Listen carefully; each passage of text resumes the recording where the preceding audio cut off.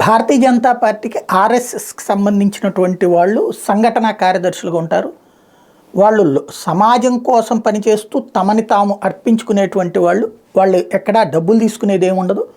సమాజం కోసం ఉచితంగా సేవలు అందిస్తుంటారు. పార్టీ యాక్టివిటీని సిన్సియర్గా పనిచేస్తుంటారు.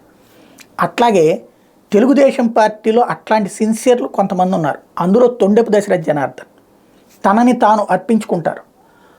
ఆప్కా మాజీ చైర్మన్ ఆయన చాలా పర్ఫెక్ట్ జెంటిల్మెన్. చంద్రబాబు గారు, ఎన్టీఆర్ గారి కుటుంబం, చంద్రబాబు గారు అన్నా లేకపోతే లోకేష్ గారు అన్నా ప్రాణం పెడతారు. వాళ్ళని వ్యక్తిగతంగా ప్రమోట్ చేయడానికి ఎక్కువ ప్రాధాన్యత ఇస్తూ ఉంటుంటారు. ఎన్టీఆర్ గారి మీద పుస్తకాలు రాయించి ఆవిష్కరించిన, చంద్రబాబు గారి మీద పుస్తకాలు రాయించి ఆవిష్కరించిన, ఇవన్నీ వాళ్ళ వ్యక్తిగత ఇమేజ్ బిల్డప్ని పర్ఫెక్ట్గా చేయించడంలో ఎక్స్పర్ట్ ఆయన. అట్లాగే ఇప్పుడు నెక్స్ట్ తరంలో భువనేశ్వర్ గారిని కూడా ప్రముఖ లీడర్గా ప్రమోట్ చేసే ప్రయత్నం చేస్తున్నట్టున్నారు.